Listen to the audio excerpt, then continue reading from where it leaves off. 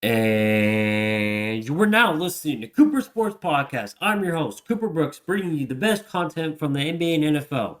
Wherever you may be listening from Spotify or YouTube, thank you for listening.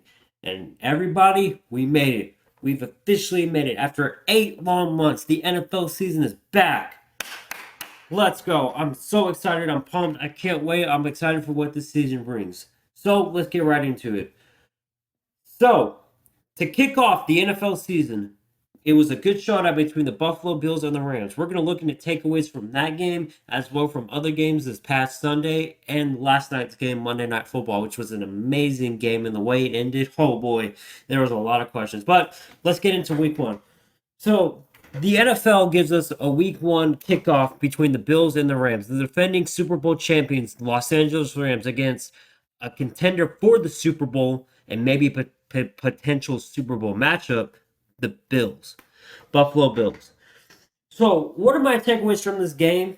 The Bills looked sharp, and the Rams defense collapsed huge. So, at the beginning of the game is the Bills. The Bills get the game to begin the game. The Bills get the ball to begin the game. The Bills go down the field and they score the first touchdowns with a Josh Allen touchdown to Gabriel Davis. Gabriel Davis looked pretty sharp last year in the divisional round against the Kansas City Chiefs, where he's ended up scoring 4 touchdowns in those closing seconds against them. But the Buffalo Bills, as you know, failed short. So that's what I got from that part. The Bills looked very sharp in that opening drive that they had against the Los Angeles Rams. The Los Angeles Rams finally come down and they score their own touchdown. I think it was a field goal or a touchdown at first. I can't remember. But the Rams didn't look so sharp that game. I'm going to be quite honest, flat out honest. They did not look good. They didn't look like the Super Bowl champions that we just witnessed 8 months ago back in February against the Cincinnati Bengals team. And here's why they didn't look like that. First of all, Matthew Stafford, are you kidding me? We've seen this before though. Matthew Stafford throws 3 picks and they were all just picks that I don't understand.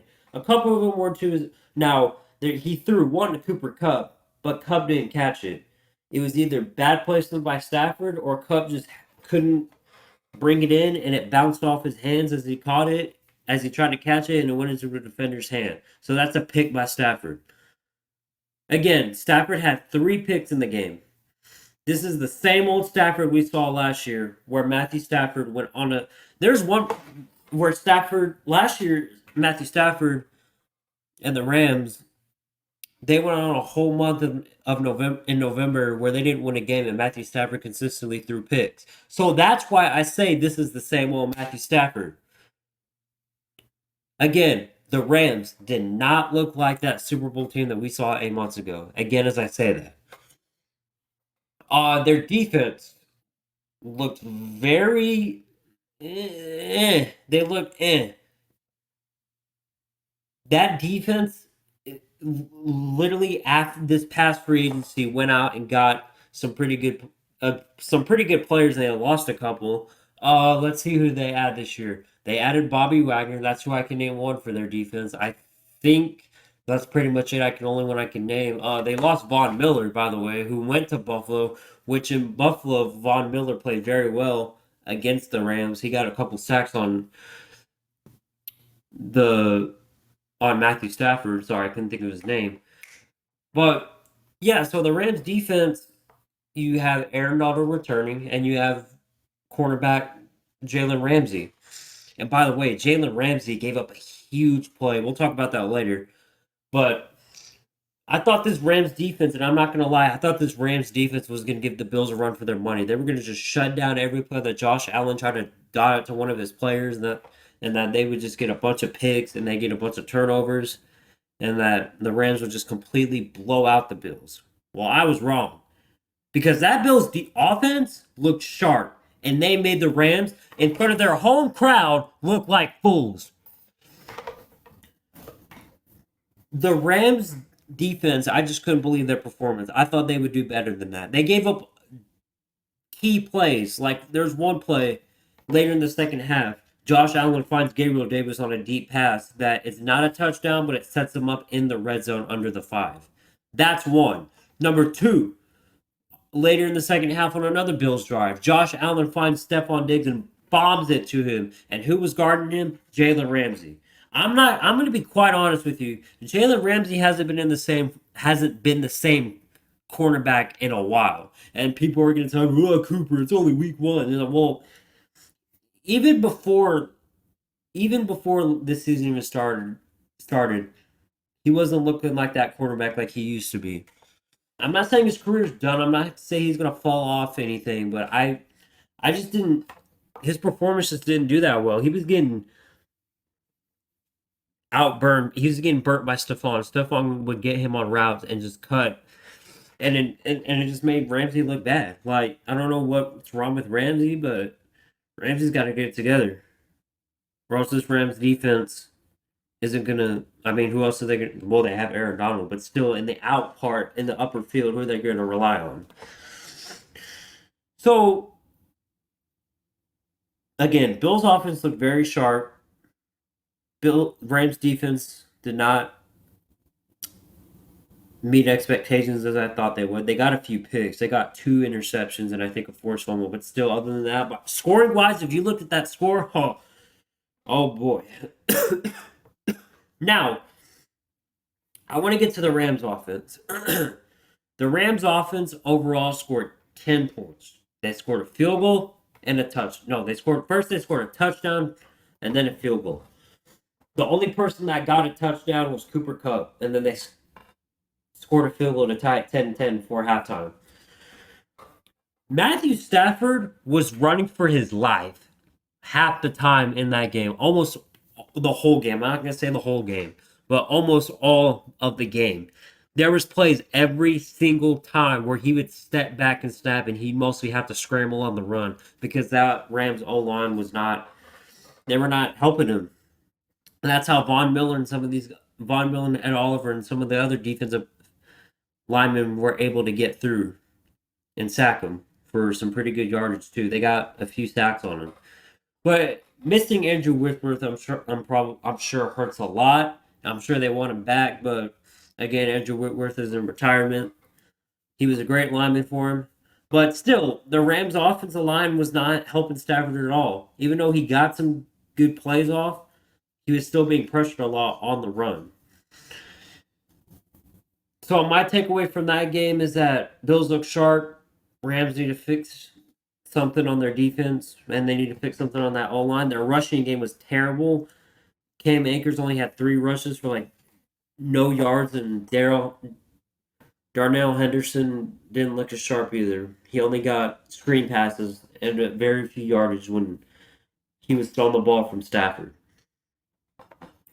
So that's my takeaway from that game. I know there's more, but I can't think of any. But anywho, we're gonna get into Sunday football. So week 1, Bills win. They give us a good show. Oh, actually, let's go back to that. The Bills. I think the Bills have a shot. Really do have a shot at the Super Bowl. They were defeated twice in a row by the Chiefs the last 2 years. They almost had them. They almost had them last year, but if they just didn't give up those last 13 seconds with 2 timeouts with the Chiefs, they would have won and they would have gone to the AFC Championship. So I think the Bills are a legit contender, and they always have been for a while with Josh Allen. But it's just their opponents that they play always cause them not to go. So what do I think? Bills have a legit shot at the Super Bowl. Rams, I think they could go to the Super Bowl again unless they figure it out later in the season and they start playing well. They almost lost last year in the playoffs to Tom Brady if they hadn't come back to 1. But we're not going to go back to last year. We're talking about this year. So that was a good game. I liked the kickoff. I thought it was an enjoyable game. We're going to move on to week 1. To Sunday's week 1. So week 1, Sunday, we're going to talk about those games and what I think about their takeaways and what I think went well and what went wrong for some teams. So the Atlanta Falcons Ha ha! Oh man, they just know how to choke.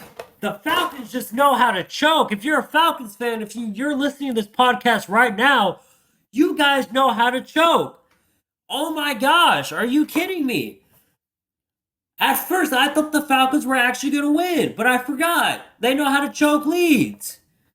The Falcons looked sharp for a little bit, and then they just fumbled the bag like they always do with big leads. It was 10-26 in the second half, and they managed to blow it again. Managed to.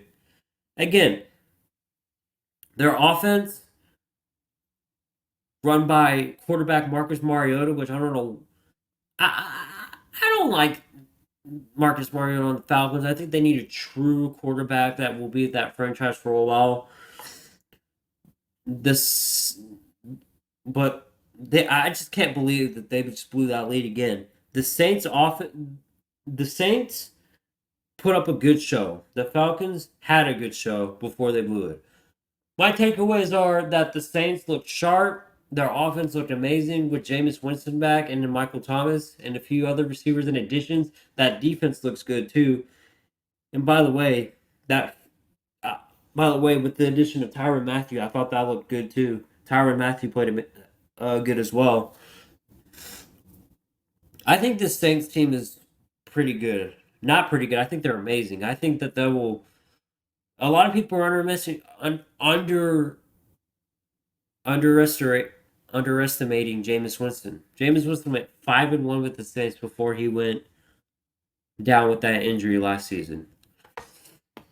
With the addition now with Michael Thomas, with him being healthy and coming back, I think that Jameis and the Saints will go off on offense and they'll just have a good season for the offensive side. Defensive wise, I think they'll still have a good year. Malcolm Jenkins, new addition, Honey Badger, Tyrann Mathieu, and Cam Jordan, who I'm a big fan of on the Saints. So their defense did give up some points, a lot of points to the Falcons. Like, I thought the Falcons like really were keeping it together. Like their offense, I thought looking good, defense looking great. To hold the Saints like that, I really thought the Falcons were going to run away with it. Their defense was looking good, their offense was looking great. Until the afterfall, Marcus Mariota fumbled a couple balls. He's not your true quarterback, Atlanta. I'm sorry. Got to get rid of him. Defensive wise, couldn't stop the Saints from scoring 2 touchdowns in a row. The Saints down the road in the NFC South is going to get pretty good between them and the Bucks. I think the Bucks and Saints are the top 2 contenders for the division. Panthers, and Falcons. Well, no, we can just wipe out the Falcons already. But I thought that the Saints looked really good. I like that squad. The squad is not terrible at all. Again, Michael Thomas coming back, Jameis Winston coming in. By the way, Jameis Winston put up a credible yardage and had a few touchdowns, like 3 at the most, I think, or 2. You now have Jarvis Landry and that new rookie they just drafted, I believe, receiver wise. Offensive line looks good. Alvin Kamara he didn't look his best. He didn't look that great, especially with all the stuff he's dealing with the NFL. I don't know if they're going to go through with a case or a court case with him with that incident that happened back in March at the Pro Bowl. But we'll see, or January. We'll see what happens with that. But I really think the Saints have contention to go to the playoffs and make a deep run. Again, Jameis Winston coming back after a 5-1 record, or after coming off his ACL injury. Michael Thomas, 2 years out due to an ankle sprain. So, with him coming back, or ACL tear, I don't know. I forgot the injury. But with him, I think that it's going to be good. With Jarvis Landry, who was on Baker Mayfield's team last year, who's coming into New Orleans, I think it'll be a good addition. The defense is going to look solid.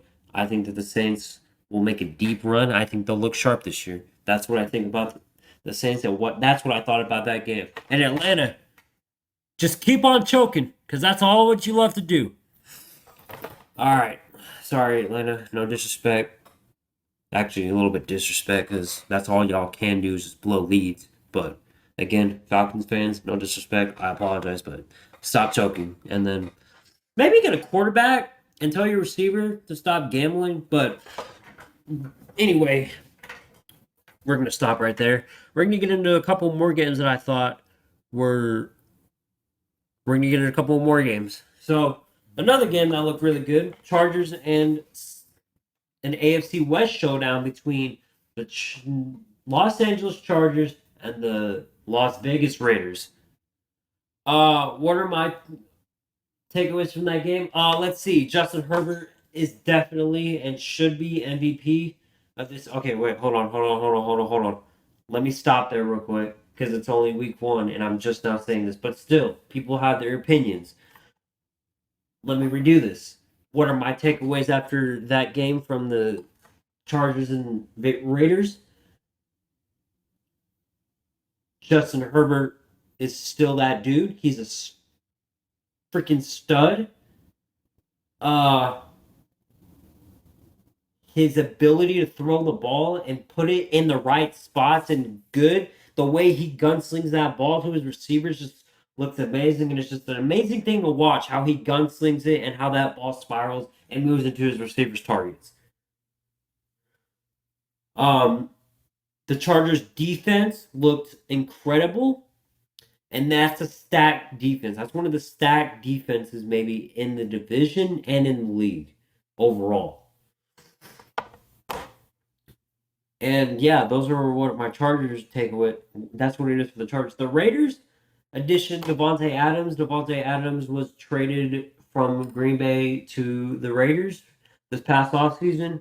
The Raiders, Derek Carr and Davante Adams have a very good connection already. They played in college. So when I thought that Davante Adams, when he went to the Raiders, I was like, okay, so if him and Carr already have that chemistry, they already know how to work it.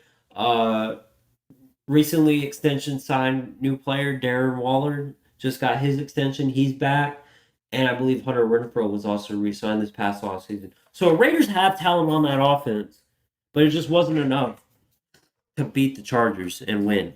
Their defense, um, Jacob Hobbs, that's a familiar name. I like that. They lost Khalil Mack, in which Khalil Mack went to the other team, the Chargers that they were playing. Uh, Derek Carr, I'm not gonna lie, didn't look his best in that game. There's mistakes that Derek Carr needs to clean up in order if he wants to be a good uh a con or there's things that Derek Carr has to clean up to fix it in order for his team to get back into the to where they want to be. Because after watching that game, I don't know. There were some moments in that game where Derek Carr threw three picks, like how Matthew Stafford did basically. He threw three picks, and they were all not smart. Actually, they weren't smart picks at all. The first pick he threw was like an underthrow, and it looked like he was trying to overshoot it over two defenders into his receiver's hands. It wasn't enough. Saints picked it, or the sorry, not the Saints. The Chargers picked it off. Second time, he throws it, and it's good. It looks like it's gonna hit Adams, but again, it's in like double coverage again, and it's picked off by the Chargers. The third time, he throws it to Hunter Renfrow, but one of the Chargers defenders is right there with Renfrow, and he jumps out to catch it. So there's the three mistakes that you can easily clean up by not throwing it in double coverage and reading your receivers and their man and knowing when to throw it right. So Derek Carr's again. I'm not going to put Derek Carr in hot water. He has Davante Adams. He has Darren Waller. He has Hunter Renfrow. His receiving core is not that bad. Now, as it goes for their offensive line definitely has a lot of cleaning up to do. If I can remember from the statistics that I read, I believe that Derek Carr was hit 9 times maybe and sacked 4 times, 3 times from that. Guys, that Chargers D is no joke. Cleo Mack, no, Joey Bosa, no, Nick Bosa, Nick Bosa. New addition J.C. Jackson. And who else? Oh gosh, should have looked it up. The Chargers defense. But yeah, the Chargers defense, that is a stack. That is a stacked defense. I think that they're going to be one of the best defenses in the league. They gave Carr the pressure, and Carr went down on a couple of plays, especially some of them were controversial too. Some of those, one of them forced a fumble that ended the game completely, to where the Chargers were able to kneel it, and they just created pressure for Carr. Carr stood in the pocket and was able to just still throw the ball and deliver it. But that Chargers defense was stepping up real big, and they're giving Derek Carr some heat and pressure.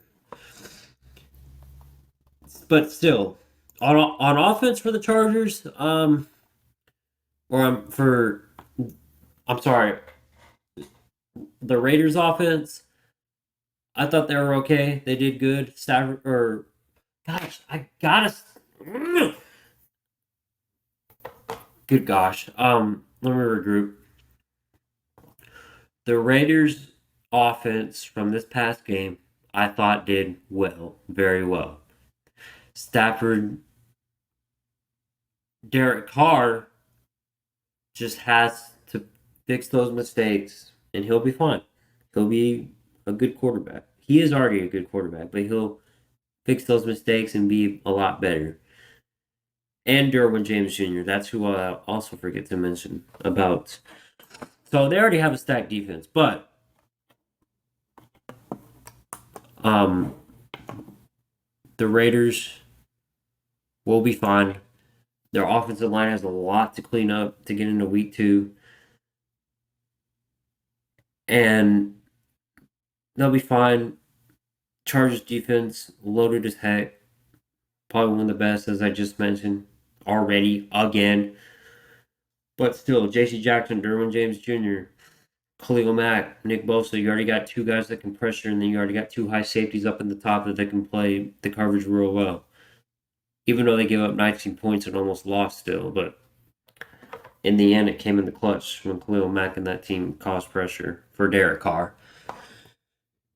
But I'm not going to also miss on the opportunity to talk about that Chargers offense on how they played. That Chargers offense looked amazing. Justin Herbert found DeAndre Carter for a pretty deep pass into the end zone. There was one play where he threw it to his defender, or I'm sorry, where he threw it to one of his receivers, and it went through like 3 guys and into the end zone. It was a tight window, but that's what I'm saying is Justin Herbert has the ability to be an MVP candidate, and he has the ability to be one of the best quarterbacks in the NFL. People are underestimating him because he hasn't made the playoffs the past 2 years. The Chargers are a sleeper team, you guys. If they just make the playoffs, they'll be good. They'll make a deep run. This Chargers team is loaded with talent. Nothing really might stop them. I mean, obviously, if they lose, they're going to be stopped. But still, defensively and offensively, they're loaded talent. The Chargers will make the playoffs. They will make a deep run. Justin Herbert should be an MVP candidate. If not, I don't know what is the problem with NFL voting this year. Austin Eckler looked pretty good. His rushing game looked well. Josh Jacobs looked a little bit good on his rushing too. Wasn't a whole lot, but both teams got their rushing yards in. But in the end, takeaways, it was a good game. If Derek Carr can just fix those mistakes, and if the Raiders' offensive line can fix those mistakes, they'll be in good contention in that division. Because that division is already stacked loaded with talent. All right, we're done with that game with the Chargers and Raiders. If you want to hear me talk about that again, just rewind it, I guess, and you can see. I really fumbled the bag on that one too with my speaking. I got to get this thing under control with my speaking. But we're going to move on. We're going to talk about another game that caught my eyes real well, and I was just like, man, this is not good for this team. And that was an NFC North game. It was an NFC North showdown week 1 between the Minnesota Vikings and the Green Bay Packers. And boy, did Minnesota really give Vikings run for their money as well. The Vikings offense performed very extraordinary. They played talently well. I'm telling that receiver, Justin Jefferson, ooh, he is a stud ever since he got into this league a couple of years ago. That offense really, really performed well. Kirk Cousins is an amazing. Kirk Cousins is a good quarterback. People are underestimating Kirk Cousins, but the fact is that Mike Zimmerman was your head coach and he made everything look bad. That's the reason why the Vikings have been failing all these years. But if you just got a new head coach and fired Mike Zimmerman, you would have been fine, and you did. And I got to tell you, that new coach from the forgot his name already, but the Bills offensive coordinator. He was the Bills offensive coordinator, so you already know. Rams offensive coordinator, I think. So you already know he was going to be good. So he gets his first win. The Minnesota Vikings, it was like the Packers didn't know what to do defensively. There was big plays and big moments where Justin Jefferson would just be wide open and the Packers defense would not know where to go. They did not communicate whatever they did correctly. And that wasn't good. Because the Packers are usually known to have a good defense in the league, but they just did not. They could not cover Justin Jefferson. Every time they went one-on-one with Justin Jefferson, it'd be burnt or just a corner post or anything. He'd be there to catch the ball. He hit it over 200 yards, I believe, with a couple of touchdowns, and he looked good. I'm telling you, Justin Jefferson should also be up there for MVP. Kirk, if him and Kirk can find each other and connect with each other for each game, JJ will be up there for MVP contention. Dalvin Cook looked sharp. Didn't get 100 yards quite, but he was almost there. But he had some good blocking in front of him. That Vikings offensive line has some of its moments, but when healthy, they can block against Derrick Henry. Sorry, some good yardage. Oh my gosh. Now, let's talk about the Packers. The Packers, yeah, they don't have anything. I don't know why I'm giving those reactions. That's weird. Let's restart. Let's talk about the Packers. Yeah, the Packers do not have any receivers really. If you look at their depth, if you go and look at their depth chart, obviously they have receivers, but they're some of them are no-name receivers that we've never heard of, and a couple of them are done with their careers. They're almost done with they're almost out of their primes. They're basically out of their primes, pretty much. So the depth chart, receiving, Romeo Doubs, Robert Tonyan, Christian Watson, Josiah Deguara, however you say his last name, Sammy Watkins, Juan Winfrey. I don't know how you say that name. I'm not going to go through a whole thing on how to say these guys' names, but still. Randall Cobb. So, a couple of these names have already been on previous teams in the past, and they played well. Sammy Watkins, when he was with the Chiefs, performed very well under Patrick Mahomes. Got to the Ravens, was their only receiver, left, or got cut, and tied with the Packers. Randall Cobb, been with the Packers his whole life, left, went to Dallas, then went to the Texans, and then came back to Green Bay. Well, let's be honest here. Sammy and Randall haven't been relevant in years. Randall Cobb, his stats read 2 records and 18 yards. Sammy Watkins' stats read, if I can remember, here it is. 18 yards, 3 records. Randall Cobb, 2 records and 14 yards on the ESPN box score. That's what it reads. So, again, they haven't been relevant. They haven't been relevant in years. They haven't been relevant in years. So, the Packers were struggling they were just struggling. They were down bad in that game. And Rodgers is definitely missing Davante Adams. He knows it. The Packers know it. Everybody in the whole world maybe even knows that he's missing him. I think Davante Adams had more yards in that Raiders game than the whole entire Packers receivers group did combined. But those Packers did not look good. And okay, here's what was brought up in the week 1 game during the week 1 game. So the Packers get blown out, and people were all like, "Okay, so they're like, yeah, Rodgers doesn't have that receiver core like he did with Davante Adams." But everyone's like, "Oh, it's okay. The Packers will they'll be okay." They were bringing up the point how they're like, "Oh yeah, last year the Packers were stomped by the Saints, but it's okay. They'll figure it out."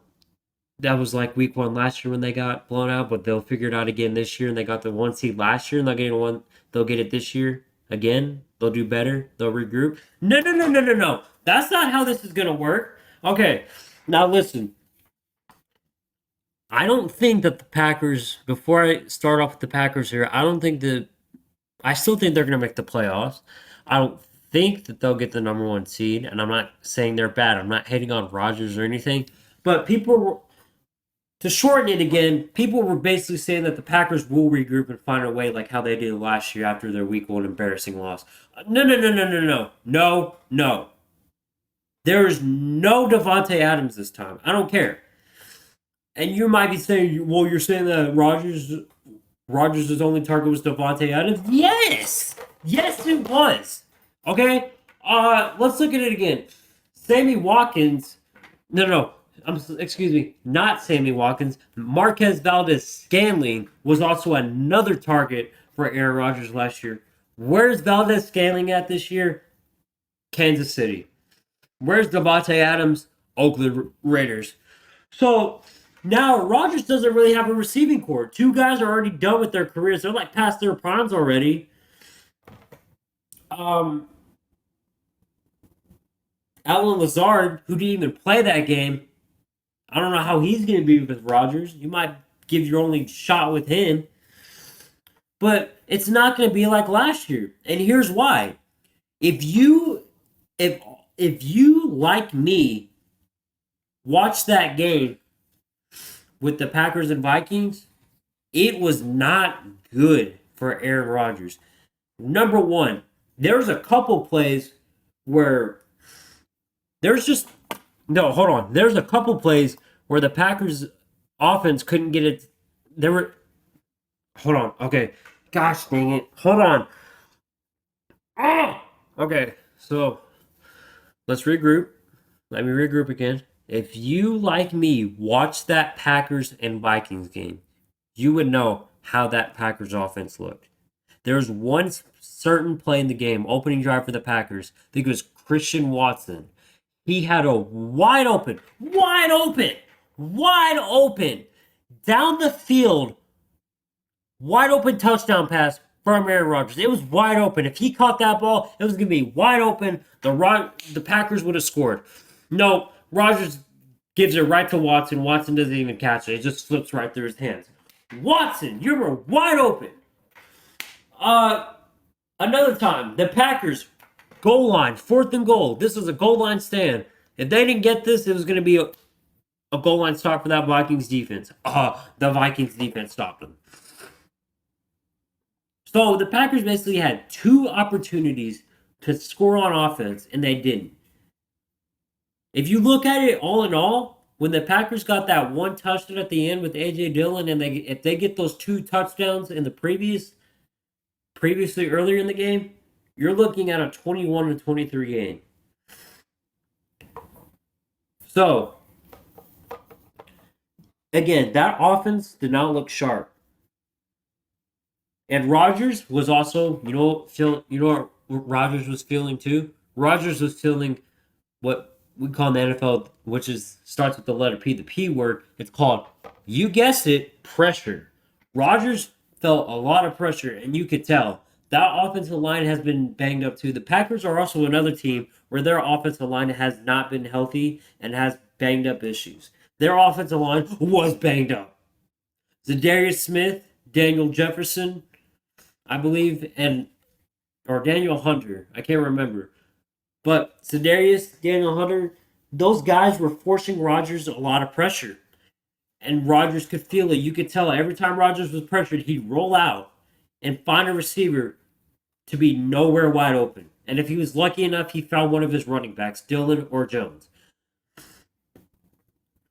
But again, the people are saying that, oh no, the Packers will find a way. They don't have Davante Adams and Marquez Valdes-Scantling. They're not going to get that offense the same way it was again unless Rodgers finds a way. And this is the only way that the Packers offense can get it better, is that they find chemistry. They've got to work together. It's not over for the Packers, but they have to find chemistry. I'm ranting on the Packers right now. It's because they just did not look good, and we probably expected this, but Rodgers has no receivers, and the Packers need to do something about it.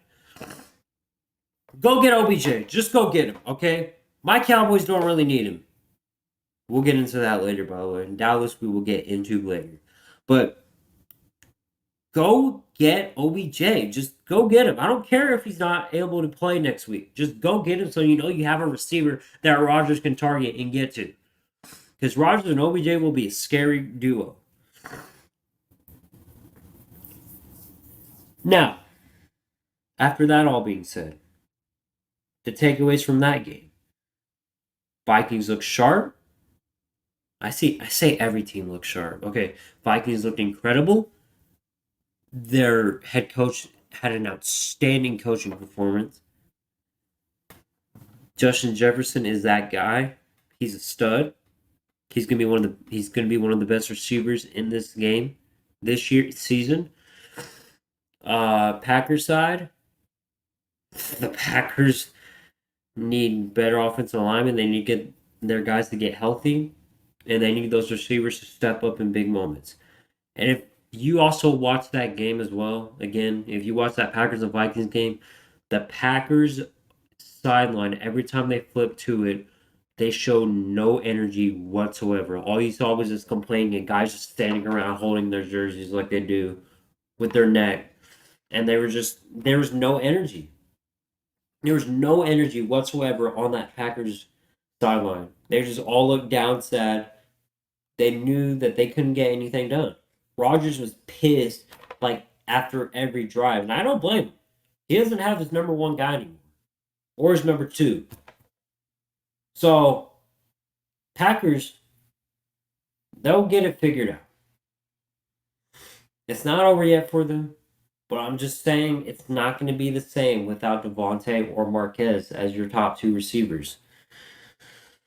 And if Allen Lazard even plays, he wasn't even active for last week's game. So who's saying the Packers should just throw Lazard in there? Because at this point, Watkins, you could try with Watkins again and Cobb, but Cobb's not the same as he used to be when he was in Green Bay.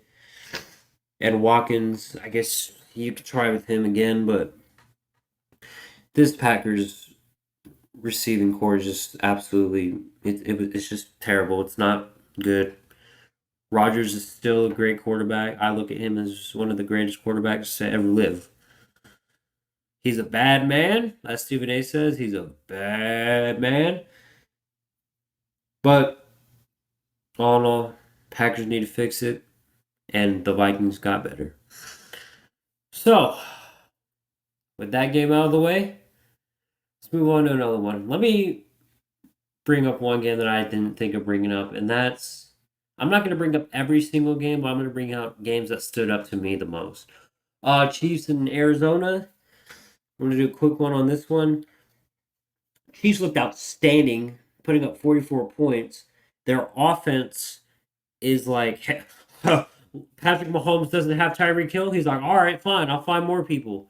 Patrick Mahomes like delivered it. Apparently, they said that Patrick Mahomes found 9 different wide receivers that he gave the ball to in that game against the Cardinals. So Mahomes is sharing the ball. So it looks like we don't have to worry about the Chiefs offense. And yes, I know it's only week 1, but still, we don't have to worry about them. We maybe don't have to worry about that offense. Travis Kelce got some good looks. He got a couple good touchdowns. Mahomes found some young guys. I can't remember all their receivers' names that they have. They had Juju. Juju like got 44, 40, the 40 and 50 yard range, I think, somewhere.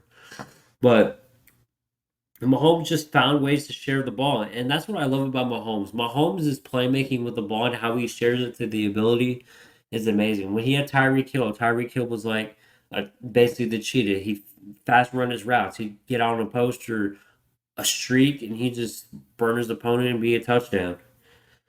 It'd just be a touchdown. But now that we don't have to worry about Mahomes, now that we don't have to worry about that, Mahomes again looked sharp. That offense was moving quick, and Andy Reid's scheme and game plan was working. Their defense, good as always. They lost Tyrann Mathieu, but hey, that defense is still pretty good. They got, I think, one of their defensive guys that they drafted this year. He's played water polo, and he looked pretty good. He got a good knockdown play. He knocked down the ball on one of the plays. Marquez Valdez-Scantling, I think he played well. I can't remember his stats, but hey, if he played good, he played good. But Mahomes found ways to share the ball, and if he keeps doing that for the rest of the season, I think the Chiefs can go a long way and make it back to the Super Bowl. I have a lot of options for teams who I think can make and win the Super Bowl. The Cardinals scored 24. Again, their offense, they're without DeAndre Hopkins for the first 6 weeks, so Kyler Murray's going to look a little eh. He does have Hollywood Brown and AJ Green, but still, they're not consistent receivers like D Hopkins. Chase Edmonds fumbled the ball a couple times. He didn't get very much good yardage on his runs either, I don't think. But the Cardinals are always the Cardinals. The Cardinals go into full season form. Their first half, they're like almost undefeated. They're like the best team in the NFC almost. And then they get to the second half and they fumble the bag and slow down and barely make the playoffs or miss it. Kyler Murray, you got that extension. You better prove to some people that you deserve that extension and you that you deserve it and that you need it, that you should deserve. Yeah, whatever. You deserve it. They prove that you deserve it and don't be sloppy like you have been in the past. That's all I gotta say for you. So Cardinals and D Hop back. Their defense. They lost Chandler Jones. I believe it was with the Raiders. Yeah. So you lost him. Uh Chiefs defense again looked amazing. I like it. But let's stop. Let me stop reusing the same stuff over and over. Now, before we get to that Sunday night football matchup, we still have the Sunday night game to talk about, and we still have the Monday night football game to talk about. But I'm gonna throw in Lamar Jackson in real quick. Lamar Jackson rejected apparently a 6 year or was a 5 year, $230 million deal with the Ravens. And what pisses now Lamar turned it down. But what pisses me off so much is that Lamar and the Ravens can't get a deal done. Lamar deserves a deal. And they gave him the 6 years basically saying, hey, you're our guy, here you go. But he didn't take it. And he wants Deshaun Watson wise money.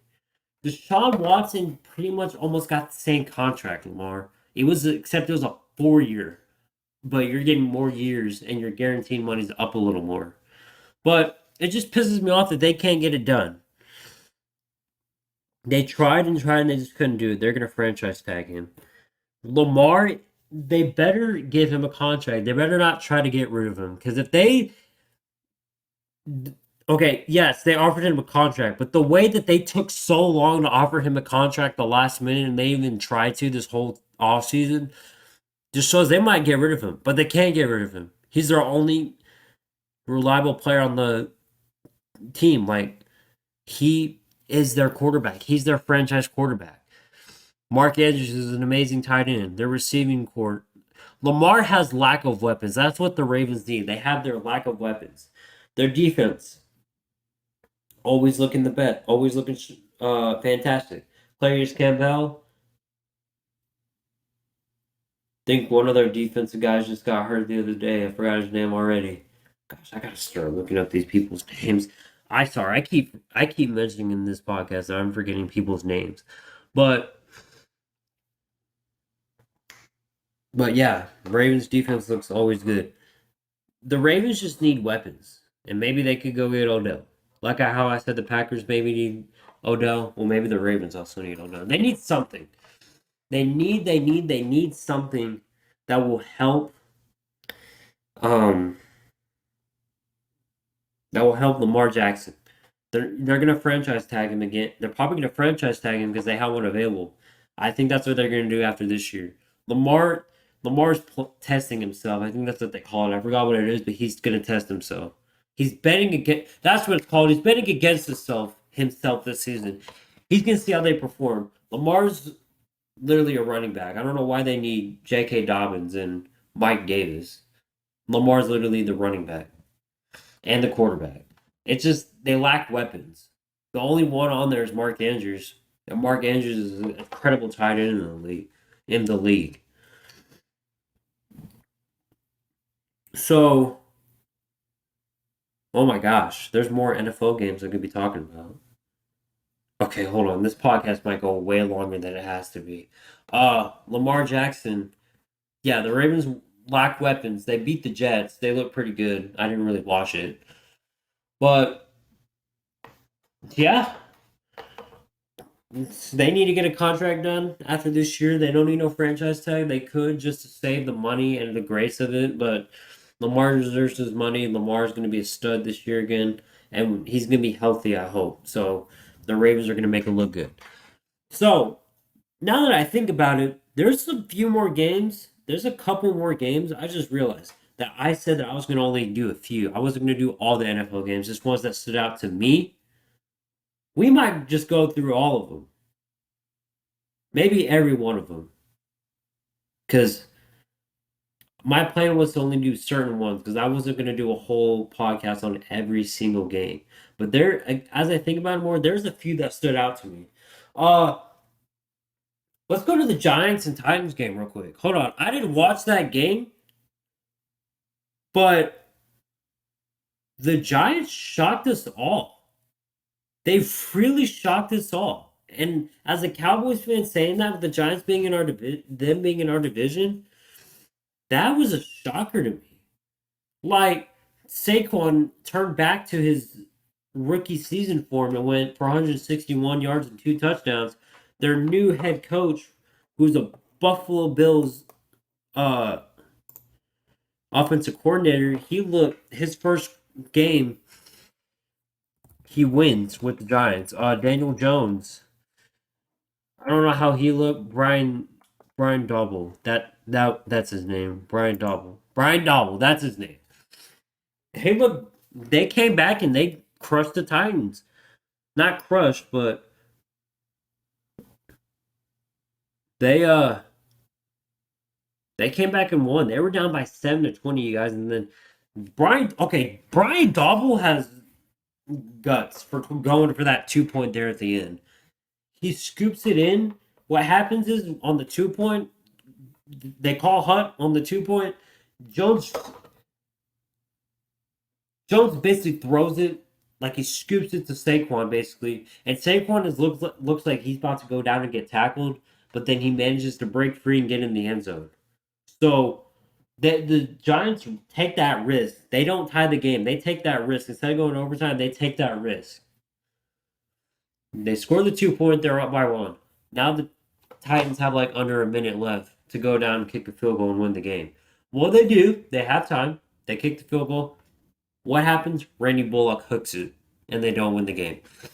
And Derrick Henry did not get that much yardage. Okay, he did, but and in my defense, I thought Derrick Henry was going to be a monster of that game because knowing how the Giants' defense usually is and what kind of a team they are, I thought they were just going to get absolutely destroyed and Henry was going to rush for more than 100 yards, maybe, and almost 200. But no, they kind of neutralized Derrick Henry, even though he got some big yards. But still, that was a shocker to me. I don't have much to say about the game. only because I didn't watch it and I didn't know much about the stats. But all I gotta say is, Giants, you shocked us all. You shocked us all. Uh, what's the next? What's another game? Colts and Titans. Colts came back and they both tied. If the Colts can fix their issues, maybe they can actually be a good team this year. But I don't think they're missing the playoffs. I see in my eyes. Matt Ryan, he's just not the. I don't think he's that guy. I don't think he's the dude anymore. Still, I don't think he has that much left in him with the Colts.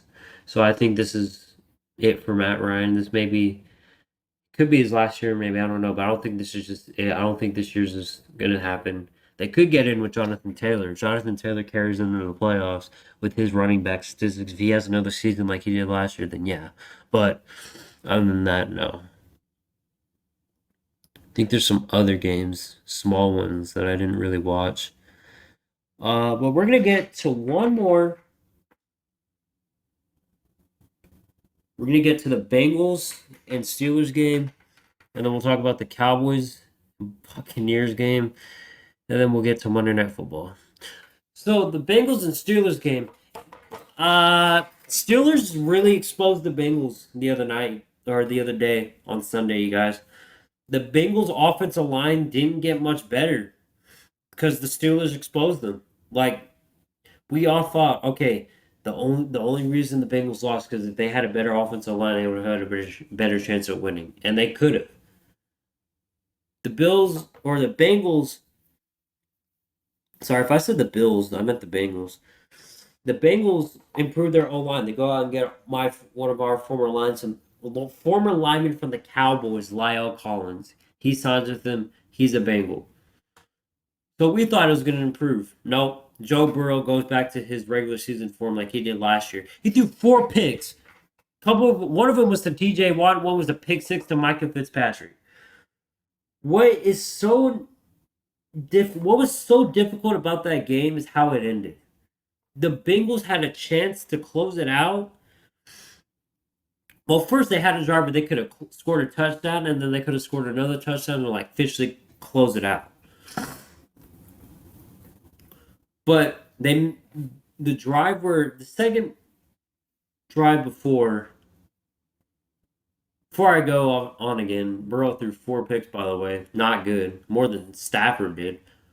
Isn't that crazy? Both quarterbacks that were in the Super Bowl didn't perform well their first week one. Ugh, I know. There's one play where Jamar Chase looked like he was in the end zone, but they didn't call the challenge, so they didn't get the touchdown that drive. Uh this final drive, they finally get in, and the way the Bengals took so long to finally get into an end zone after a while, and they finally decided to freaking show up and play football towards the end. They get the game-winning drive, but here's the problem: they get to the extra point. All you have to do is kick the extra point. It's blocked. You get into overtime. Uh, you kick this field goal. I think it's over if you kick this field goal because Chris Boswell missed the previous one in overtime. Nope, McPherson hooks it. Cincinnati was exposed. They lost because the Steelers. What will happen is they will go back down the field and they will score again. They will score that field goal and they will win the game. My takeaways: Steelers played good. They did amazing, I think. Mitchell Trubisky. I was very not okay with him starting, but I'm a little optimistic now because he didn't play that bad.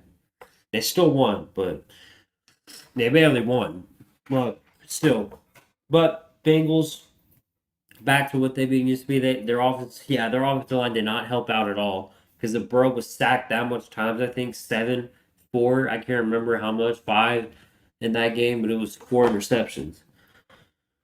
But again, that's another game that I didn't really wasn't able to watch, and I didn't pay attention to the statistic much, but I did watch the highlights, so I know a little bit about it. But the Bengals, they can get back to the playoffs. I don't know the Super Bowl wise, just because now how the AFC is and how it's changing, but we'll see. We'll see how it goes for him. Steelers, they have a shot. Mike Tomlin will definitely go over 500 again. He will not be under 500 again this year. I know that for sure. If he keeps coaching like that and how his team played on Sunday, he'll be fine. He'll be fine. Najee Harris is going to keep it up. Claypool, he'll be good still. Mitchell Trubisky. Maybe Kenny Pickett might start. Trubisky might just fall off. And Kenny Pickett, which I'm hoping will happen, he'll go in and play, which is what I wanted to happen in the first place. Now,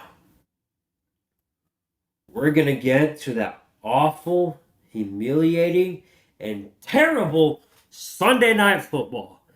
Ladies and gentlemen, if you have popcorn, if you have some, or if you, at the time that you're listening to this podcast right now, if you have popcorn or something to eat, you better sit back and enjoy this because I'm about to go off on this.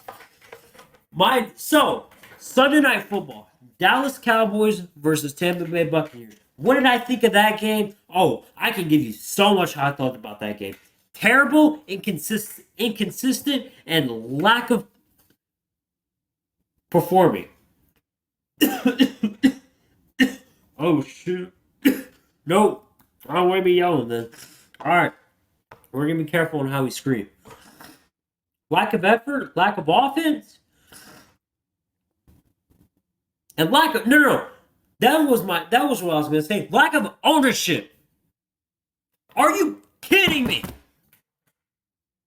Okay, so let's break it down how the Cowboys are even in this mess in the first place. Okay, first, you get first round beat by the 49ers. You're going home. Okay, so what's the first move that you do?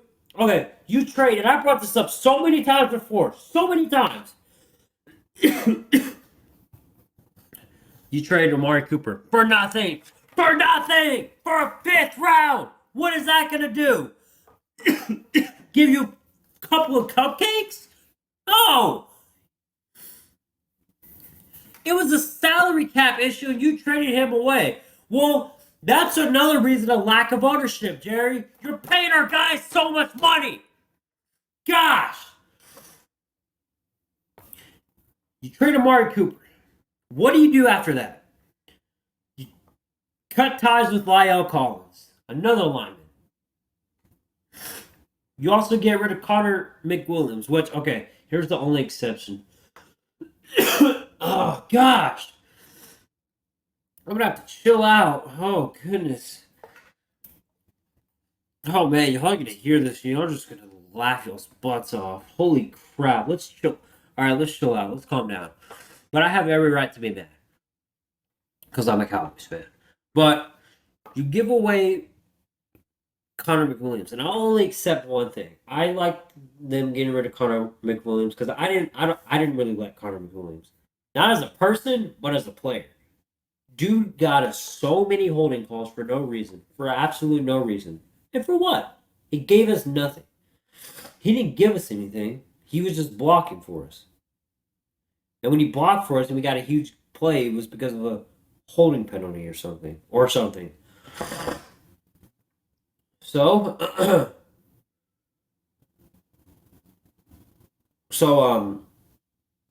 that's another move you do. And then what do you do this whole free agency? Huh? No, you don't go and get anybody. No. No, you just don't go and get any receivers. So what do you also do in free agency? Oh, let's see. You signed Matt Gallup to a 5-year deal. Yeah, great idea. It's a good choice. You signed Gallup. But here's the thing. Gallup's not even going to play when we start the season. And I'm talking about at the point when they did sign him. He's not going to start.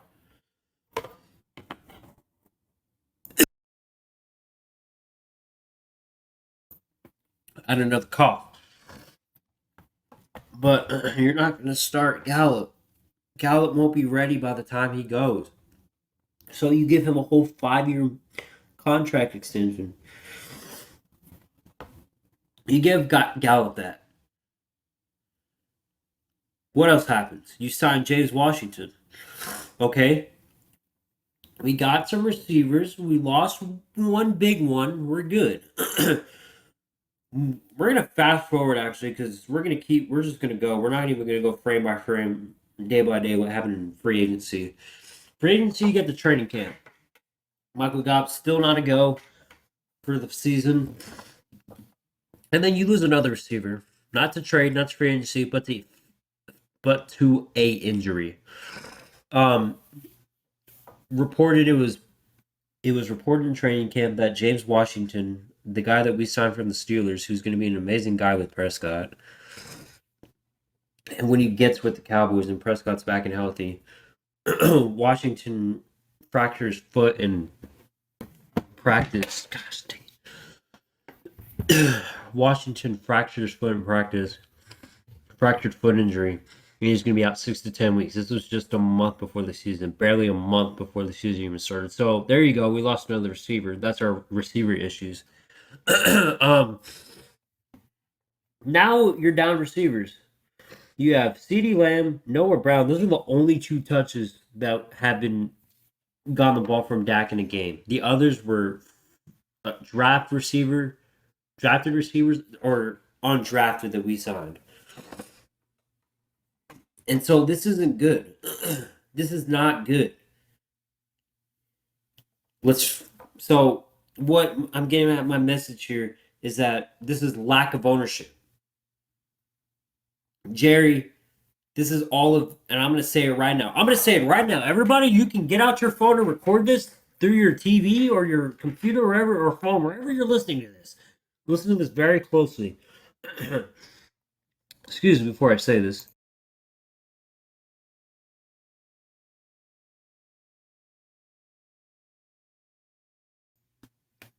All right, I'm going to say it, and I'm going to say it clearly so that everybody can understand this.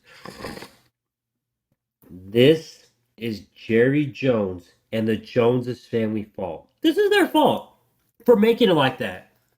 And you know what pisses me off even more about it? Yeah, it makes me mad. It grinds my gears. You know what this is what grinds my gears. Jerry just goes into week 1, and the Jones family knew. They knew that starting the season, we were not going to have receivers. We were going to lack receivers. I should say that. We had CeeDee Lamb, who had the most touches. We had Noah Brown, who is the second receiver behind Lamb, currently with touches from Dak. Dak has thrown to him. You have Jalen Tolbert, who's a drafted rookie, and then you have other undrafted receivers. So you have barely experience with any of these other receivers besides Brown and Lamb. And how'd that go for you Sunday? It didn't go well. Here's Jerry Jones and the Jones family knew. They just threw it out, thinking that Dak could just miraculously make this work. When the Jones family was being shown on TV the other night in that game, I was mad. I was thinking, hey, I was like, Jerry, don't even look mad. Don't even look mad at this performance.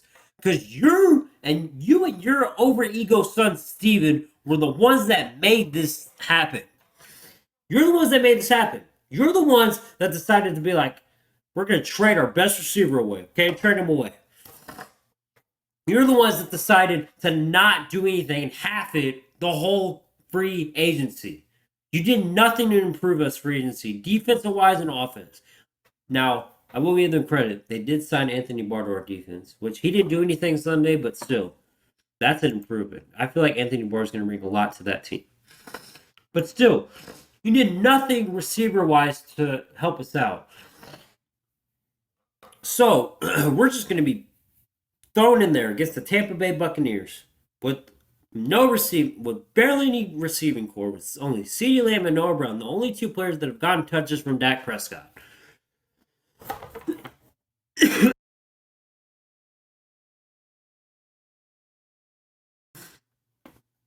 Okay. I had to take another break I had to take a quick break for a minute. Yeah. So, should we get into how the performance went on Sunday night? Sunday Night Football? Shall we? All right. First drive. We go down. We're doing all right. We call an audible something that Kellen Moore ran with Tony Pollard. It just did not work well. It was terrible. Kellen, what the heck are you doing, bro? Uh, we go down, we kick a field goal. We did all right to start that drive. I thought, okay, hey, we got in the groove. We're okay. No, after that drive, we just stuck it up on offense for the rest of the night. Defense, okay. Defense did okay. Defense did good. Defense did amazing. You know why?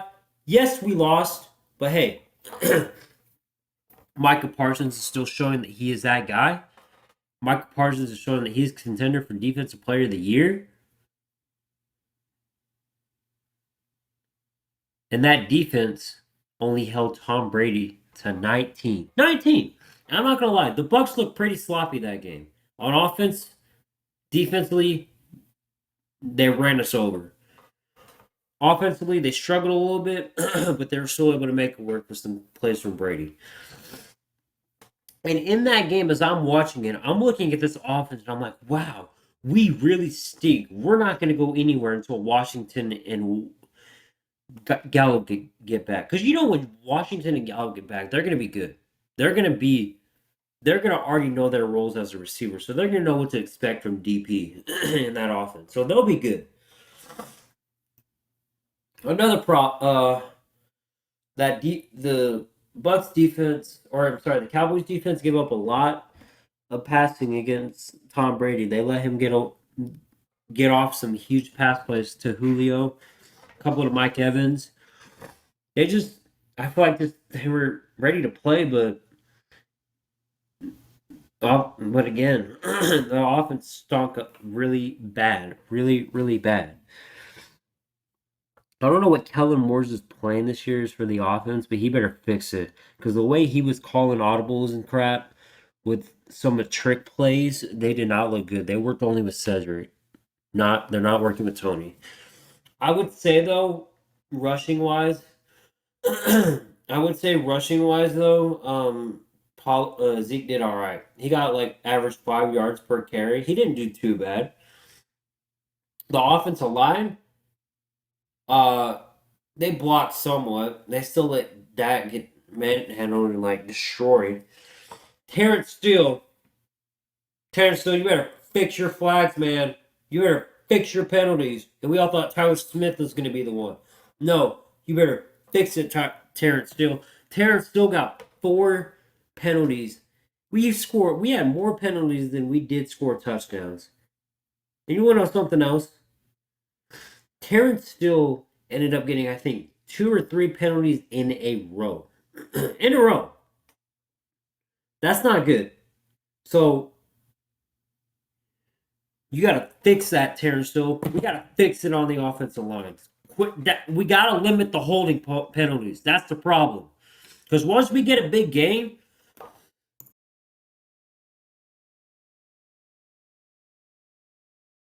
once we get those big yard gains, once we get big gains with yards, then it's called back because of a stupid holding penalty.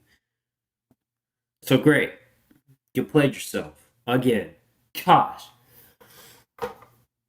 What else did I get from that performance? We just lacked the offense. We just lacked the receiving core. The Jones family did absolutely nothing.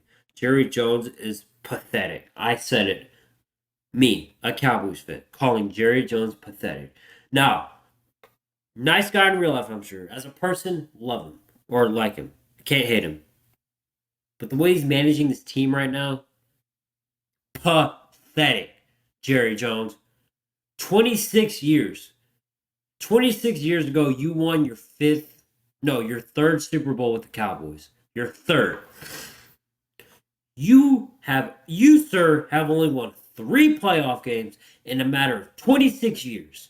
The Jets have more playoff wins than we do, I think. Our quarterback, our 7-year quarterback, now only has 1 playoff win out of his whole career with the Dallas Cowboys. This just stinks.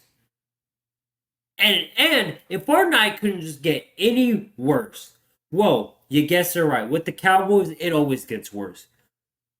What happens?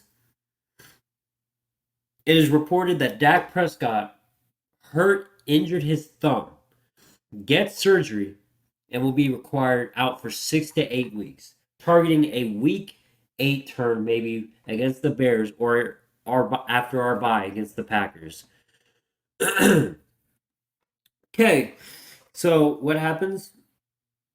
Dak Prescott throws the ball, but Shaquille Barnett or somebody, I forgot their names, they come in, and what they do is they hit Dak's thumb. Okay, well, Dak at first Dak thinks he jams it and like, okay, I'm fine. Think I can shake it off. But second time it got hit, he really thinks something's up. So what happens? Goes to the sideline, goes back to the locker room. They check on it, get X-rays.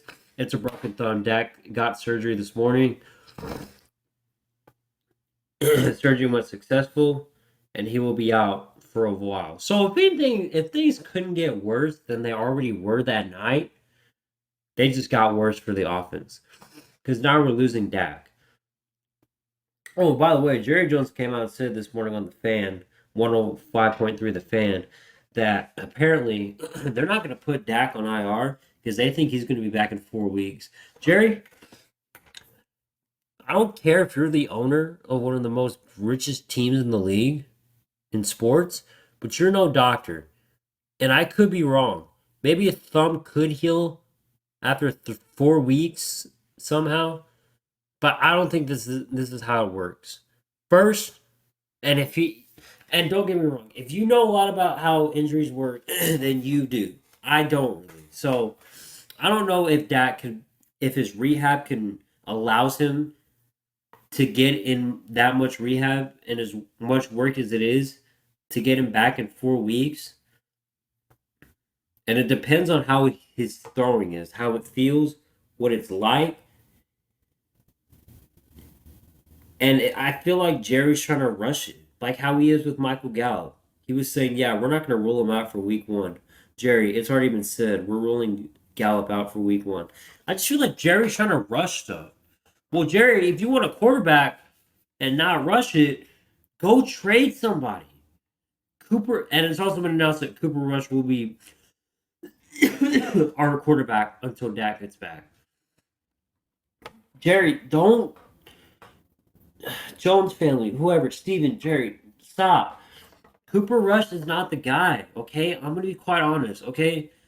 Yes, he had one good game against Minnesota last year. He played it great. He didn't play well. It wasn't his best game. It was his first ever actually NFL start.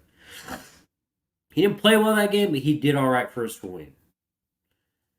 But Jerry Steven, gosh, you gotta go get somebody. You gotta go get a guy like Tyler Huntley, who had an amazing campaign last year when Lamar Jackson went out for a few weeks. You can go get Jimmy Butler. And Kyle Shanahan made it very clear this morning. He said, I'm willing to listen to the Cowboys' offers to trade for Jimmy. But the Cowboys are still being Cowboys. The ownership being ownership and going, yeah, we're not going to trade for a running quarterback. We think Cooper Rush is our guy. Cooper Rush played one good game last year against a Minnesota Vikings team that barely could figure themselves out because of how bad they were last year. And now that Zimmerman's gone, they figured it out after 1 week. You want to know how I talk about with the Vikings? Go replay it back, but still, like, and Will Greer is supposed to be back number 2 for now. So we cannot do this. We could go get back Andy Dalton. I don't know if Andy Dalton wants to come back again. I don't want Nick Foles. Nick Foles hasn't. That Super Bowl run, that was his outing. That was it. That's the only run he's going to ever have again in his career. But just go out and get someone like Jimmy or Tyler Huntley. You could even go get Cam Newton. Now, a lot of people brought up, few people I've seen brought up Colin Kaepernick. I don't think so. I don't know. I don't know how I feel about it. Colin Kaepernick. He hasn't played in 7 years, 6, 7 years. I don't know how it's gonna be. And with with the controversy that he started when he left, I don't know how people are gonna feel. But I'm thinking Cam, Jimmy, or Tyler. I'm thinking more Tyler and Jimmy though instead of Cam, because Cam, I don't know about Cam Newton. But yeah, you just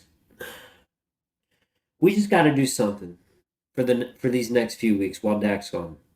We can't just expect, and our offense is not going to be. We play the Cincinnati Bengals, you guys, next week, and with how the Bengals played, I think we have a chance this week. But with how the Bengals played last week, they're going to want their revenge. They want revenge. And what they're going to do is they're going to come out against us and probably be a powerhouse somehow, just absolutely demolish and destroy us. And I feel like they could. It's going to be a. We have a. I feel like we have a shot, but it's not going to be easy. The defense is good. They have been good. They always will be good for a while as long as Dan Quinn is there. As long as Dan Quinn is our defensive coordinator. And I'm still going on about the Cowboys. I still have a Monday Night Football game to talk about, and it's an hour. Gosh, this is an hour and 15-minute podcast. I didn't think it'd be this long. It's 10:08 at time of recording this. I might. Okay, so, but gosh, but anyway, back to the Cowboys. That Sunday night game was just not a good one for us. It was terrible. The Todd Bowles' defensive system figured us out. They knew how to stop us each time. Uh,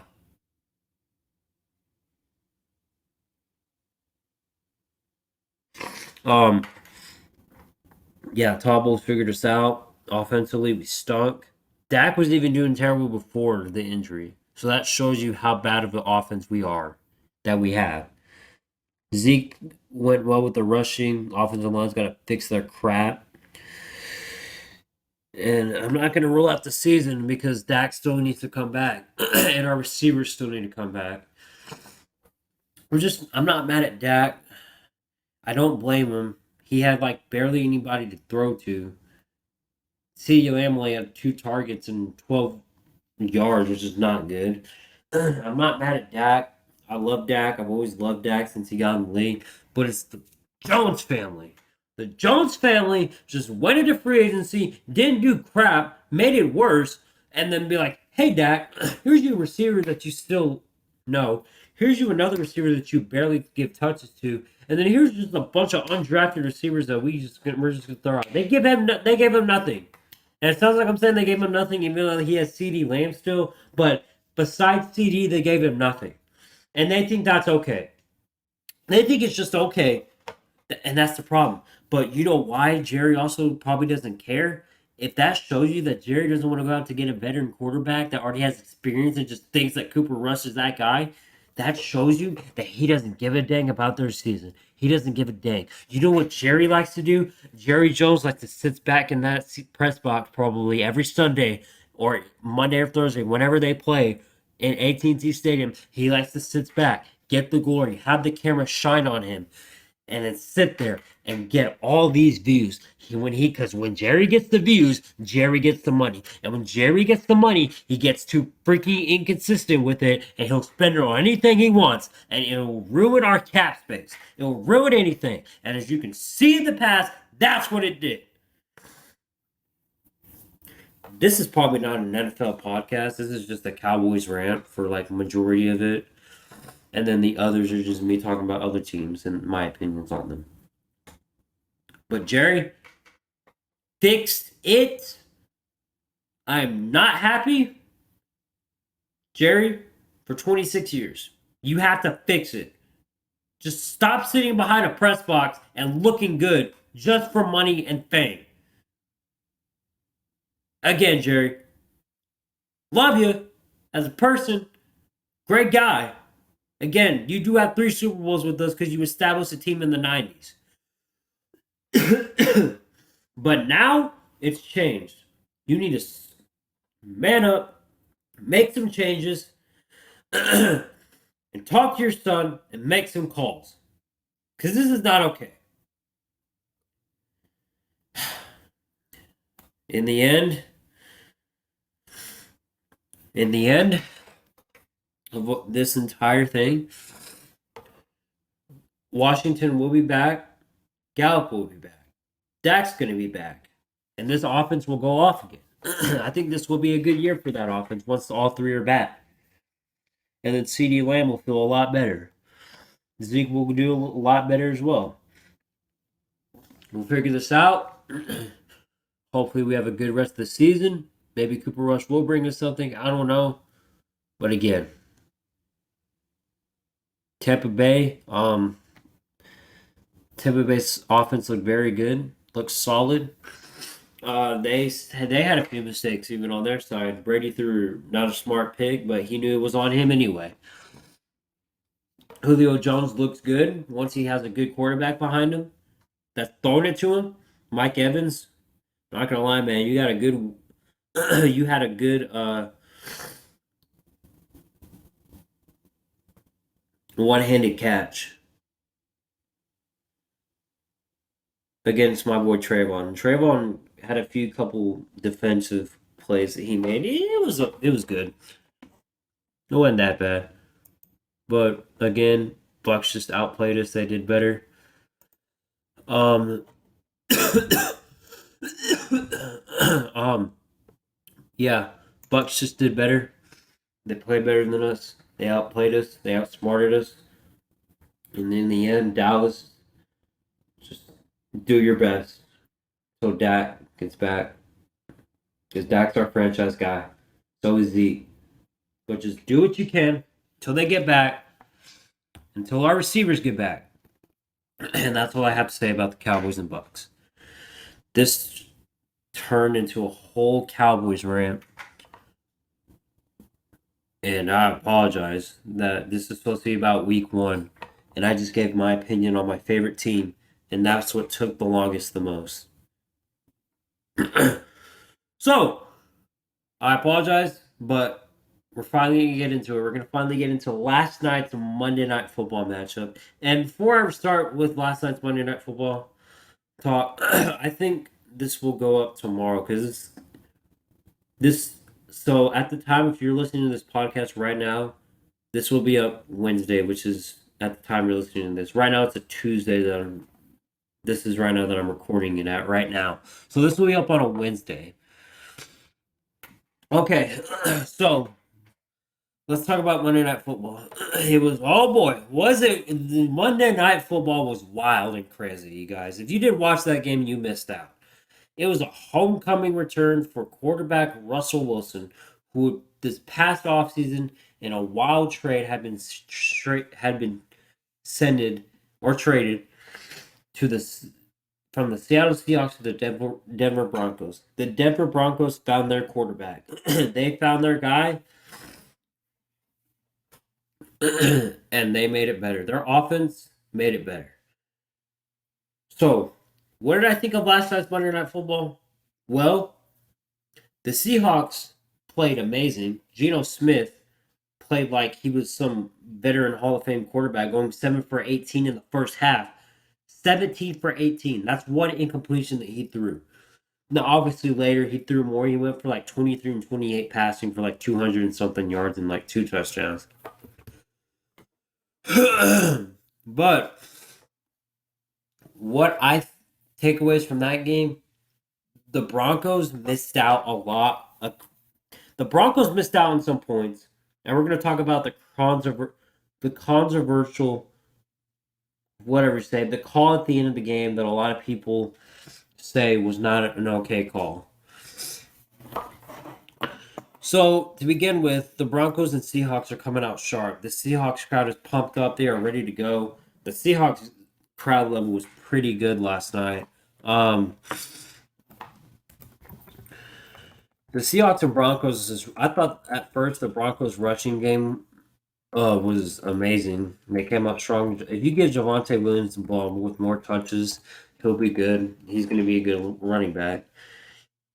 He already is a stud running back, but I think with with the way that he ran the ball, I think he'll be a good run. He'll be good if he gets more touches and you give him the ball. That line will block and protect him. So more takeaways from this game. Some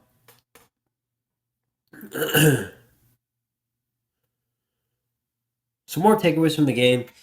that Seahawks defense was giving Russell Wilson some pressure. Russell Wilson at moments, he was looked like he was running out of the pocket and running for his life, like I did with Matthew Stafford earlier in the podcast. Russell, again, this is Russell Wilson's first game back in Seattle. So this is like a lot. There's emotions I'm sure rising, but again, it's business for Russell Wilson, as it is in his point of view. Again, Russell Wilson, first game as a Bronco, didn't do bad. He found Judy on a really good spot, but I feel like after that touchdown with Judy, he couldn't find any more receivers. Now, what I mean by that is like he couldn't find anyone that he could get in the end zone again. When the Broncos got in the end zone, the first time they got to the red zone, it was 13-16. No, it was 13-17. They couldn't punch it in the first time. They fumbled it, I think. Yeah, no, it was a fumble. Javonte Williams had fumbled the ball. You couldn't get in that first time. Okay, let's try a second time. Nope. Yeah, he fumbled it. They go on defense. See, Broncos get the ball back, and they run it again. Or no, yeah, they're at the goal line again. They're at the goal line stands. They're ready to punch it in for a touchdown. You're like, all right, the first time in it, we're about to get nope. Javonte Williams fumbles it in the end zone. The Seahawks recover. The Broncos had two solid opportunities to punch it in the end zone and get a score and be up by more than 2 touchdowns, maybe. But they didn't. And it cost them too. Because later in that fourth and third quarter, now Geno Smith shined. He found 2 of his receivers in the end zone. One was to a tight end, one was to a receiver. They shined, and Geno Smith put up a lot. Put up good numbers too. But towards the end of that game, there's a call. There's a very Broncos head coach Nathaniel Hackett called something that probably will be remembered for a while.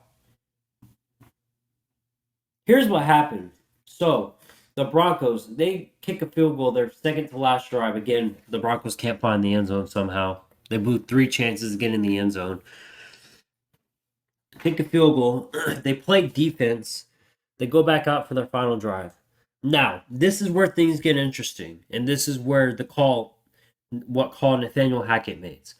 And they're talking about this on First Take, and this is where I found good points from it. The Seahawks drive down. It's about a minute left. They finally get to midpoint. Now, their kicker, Brandon McNuttkiss or something, I think. I can't remember. I'm sorry if I respected your name, Broncos fans. Like, I'm just not good with names sometimes like that. But I'm just going to say, the Broncos kicker's longest field goal is 61. And what they needed to get past to at least the 48, I think it was 47 to at least have a shot. So what they do? Give it to Javonte. It's 3rd and like 17. They give it to Javonte Williams. Javonte Williams makes it to a 4th and 5. It's a 4th and 5. Now this is where things get a little bit weird. You think when it's 4th and 5, and when there's like a minute left, it was like under a minute. It was like between under the 60-second, 50-minute margin. Javonte Williams goes down, clock's running. We're all thinking, hey, they're going to call a timeout. They're going to try to get this first down maybe on this 4th and 5. And this 4th and 5 was a sink or swim. They either get this and they keep trying for a field goal, or they don't get in, the game's over. So, clock's running down. Clock's running. Down to 40. No timeout. Down to 30. No timeout. At about 20 seconds, after wasting a whole 50 to 30, maybe 30 seconds, 30 to maybe 50 seconds, they finally call a timeout within like 20 seconds left. I don't know if they're trying to draw them off sides or what. But Nathaniel Hackett makes one of the most crucial calls in the game. Instead of giving Russell a chance with 2 timeouts left, and you just called that one, so now you have two. On a 4th and 5, the most crucial point in the game, your 4 or 5 year, whatever, how much you just signed him to, $1 million quarterback.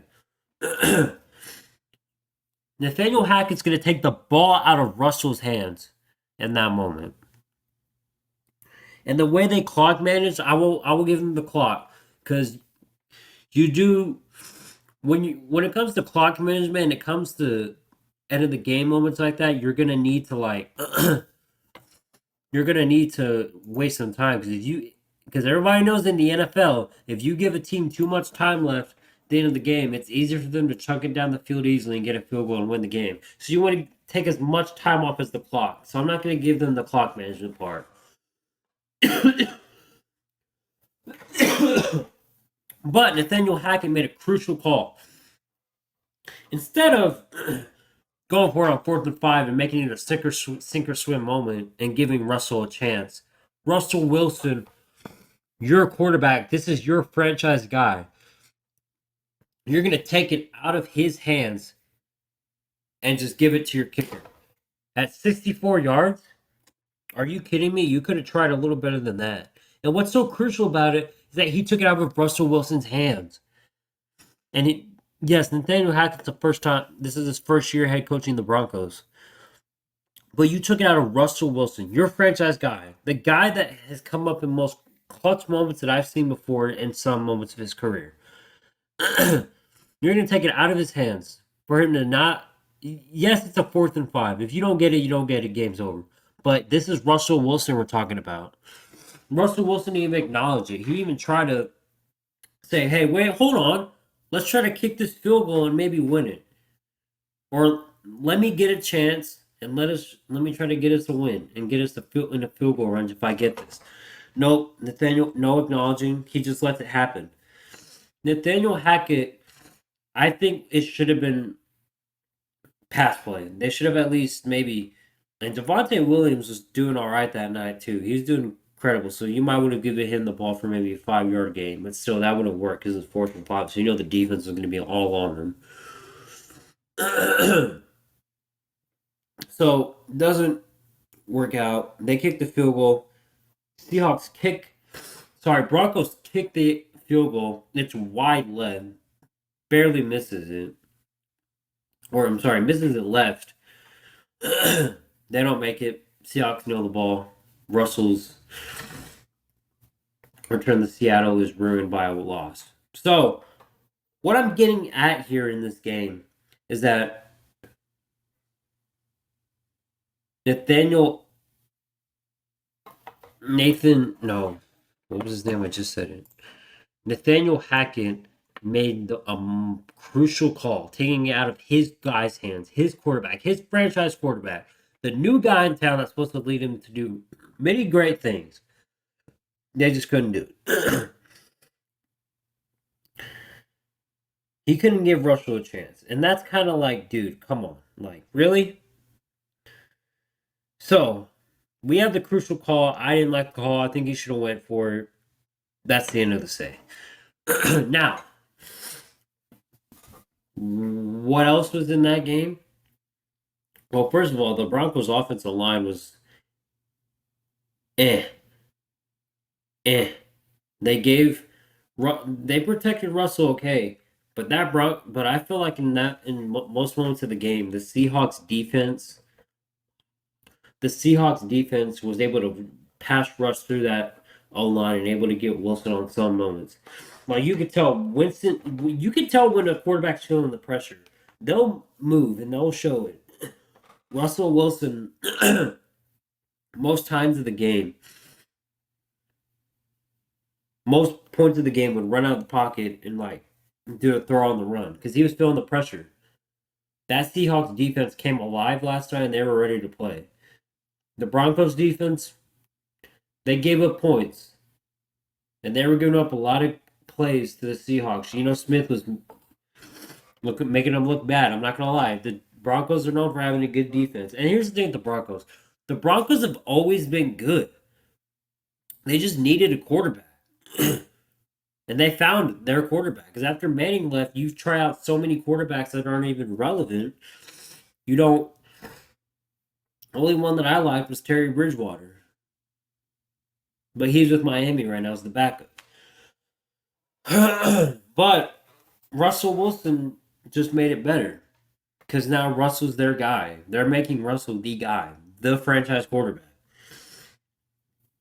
And the defense, they let, like I said, they let Geno run all over. Geno got some pretty good passes off. I don't know how this Broncos defense will be in the continuing future, especially with the tough division that they're in. I think that they can compete, but I can see them either going third or fourth. I say we'll talk about standings at another time, but again, that was a great Monday Night Football matchup. I liked it. The call should have been 4th and 5. Russell takes it and at least gives them a chance. Nathaniel Hackman doesn't get that call for 65-yarder. Geno Smith gets his first win as starting quarterback with, Geno Smith. I'm sorry, hold on. Geno Smith gets an incredible win against the Broncos. Sorry, Seahawks Broncos mixing it up because Russell's gone now. But he gets an incredible win against the Seahawks Broncos. And the Broncos, they look good, but they'll fix what they need to fix. And they'll be good. Same with the Seahawks. Seahawks played great and they're ready to play. Broncos defense and offense looked amazing. Broncos defense could be fixed a little bit. They can learn from this game. But other than that, I'm gonna wrap up this episode. I had fun with this episode. Actually, guys, this is my longest podcast episode in my first 15 episodes. No, first 14 episodes. I had fun making this. I hope you enjoy it. Again, this will be uploaded tomorrow. So at the time you're listening to this, it will be Wednesday, September 14th. I don't know why I needed to mention that anyway. So, again, thank you for listening. I'm your host, Cooper Brooks, host of Cooper Sports Podcast. It was a great week of NFL Week 1 football. I enjoyed it. I hope you enjoyed it. Tell me what your favorite moment was from Week 1. Tell me who you think is going to make who's going to win in the playoffs and who's going to make the Super Bowl. Let me know. Again, I'm Cooper Brooks, your host, Cooper Brooks, host of Cooper Sports Podcast. Please share this podcast. And also, thank you for listening.